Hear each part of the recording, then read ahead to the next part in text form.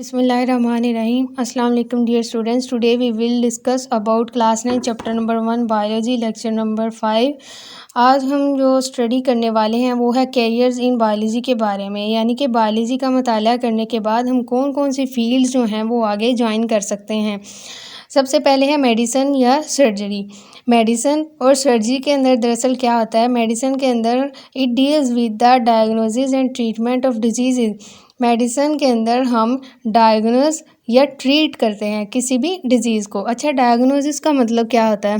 Diagnosis का मतलब है किसी भी चीज़ को, किसी भी जो फैक्टर है उसको आइडेंटिफाई करने को हम डायग्नोसिस कहते हैं। जिस तरह के मैं आपको कॉमन एग्जांपल दूं कि एक जो पेशेंट है उसको किडनी स्टोन है, तो उसको डायग्नोज करने के लिए, उसको आइडेंटिफाई करने के लिए हम उसको जो अल्ट्रासाउंड करते हैं कि आया वाकई ही इसके अंदर किडनी स्टोन है या नहीं, ताकि वो उसको डिटेक्ट कर सके। तो डायग्नोसिस के अंदर हम किसी भी चीज़ को आइडेंटिफाई या डिटेक्ट करते हैं और उसके बाद उसका ट्रीटमेंट करते हैं। ये मेडिसिन के अंदर आ जाता है।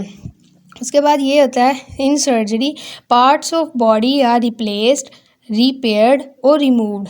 सर्जरी के अंदर बॉडी के डिफरेंट पार्ट्स जो हैं हम उसको रिप्लेस कर सकते हैं, रिपेयर कर सकते हैं और रिमूव कर सकते हैं।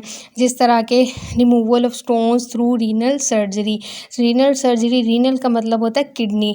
किडनी के सर्जरी के दौरान हम जो उसके स्टोन्स जो हैं उसको रिमूव करवाते हैं, यानी कि ऑपरेट करते हैं बॉडी के सिस्टम को, उसको हम सर्जरी का नाम देते हैं। तो transplantation of kidney and liver, ये भी सर्जरी के अंदर ही, यानी कि बॉडी के जितने भी ऑपरेट करके बॉडी को जितने भी उसकी सर्जरीज़ की जाती हैं, इसको सारा जो सिस्टम है वो मेडिसिन या सर्जरी के अंदर आता है। तो जो स्टूडेंट्स हैं can join this profession after MBBS। ठीक है, MBBS के बाद स्टूडेंट्स इस प्रोफेशन को ईजीली ज्वाइन कर सकते हैं। नेक्स्ट है फिशरीज़। फिशरीज़ दरअसल क्या होती है, deals with study of fish production. इसके अंदर दरअसल क्या होता है कि हम ऐसी स्टडी है जिसके अंदर फ़िश प्रोडक्शन करवाते हैं। जिस तरह के पाकिस्तान में बहुत ज़्यादा डिपार्टमेंट्स हैं इस वक्त जो कि फ़िश की प्रोडक्शन के हवाले से डिफरेंट जो है एम्प्लॉयमेंट्स जो है वो दे रहे हैं स्टूडेंट्स को। तो to enhance quantity and quality of fish production, ताकि जो फ़िश की है उसकी क्वांटिटी और दूसरी उसकी क्वालिटी वो बरकरार रह सके। यानी कि इस शोबे के अंदर फ़िशेस से रिलेटेड ही सब कुछ पढ़ा जाता है और फ़िशेस से रिलेटेड या एनिमल से रिलेटेड पढ़ के, जिस तरह हम ज़ूलॉजी है उसको पढ़ के इस फील्ड को इजीली ज्वाइन कर सकते हैं, जिसके अंदर फ़िश की क्वालिटीज़ को, क्वांटिटी को बरकरार रखते हुए हमने उसकी जो प्रोडक्शन है वो करवानी होती है और उसको फिर हमने एक बायो इकोनॉमिकली जो है उसको हम उससे फ़ायदा हासिल कर सकते हैं। After bachelors and master level students can join this profession. Bachelor या मास्टर लेवल के बाद स्टूडेंट्स जो हैं इस प्रोफेशन को ज्वाइन कर सकते हैं। नेक्स्ट है एग्रीकल्चर। एग्रीकल्चर के अंदर क्या होता है कि deals with food crops and animals which are source of food. ये एग्रीकल्चर दरअसल फूड क्रॉप से या उस एनिमल से जो कि उनके लिए खुराक का ज़रिया है उससे रिलेटेड है।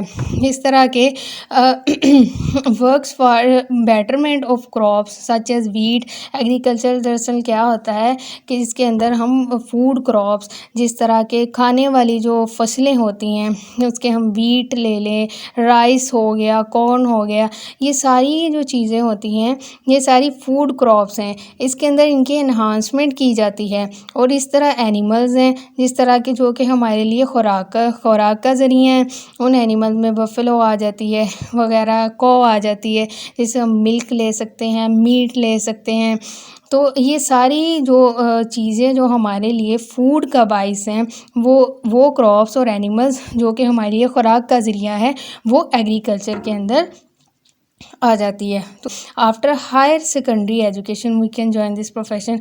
हायर सेकेंडरी एजुकेशन के बाद या इंटरमीडिएट के बाद हम इसको इजीली इस प्रोफेशन को ज्वाइन कर सकते हैं।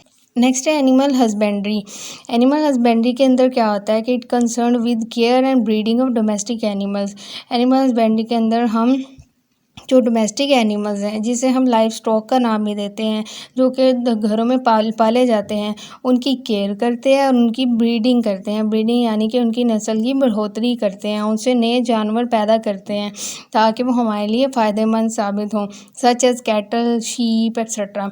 तो after higher secondary education students can join this profession. After higher secondary education के बाद स्टूडेंट्स इस प्रोफेशन को ज्वाइन कर सकते हैं। I hope you all understood this lecture. Thank you.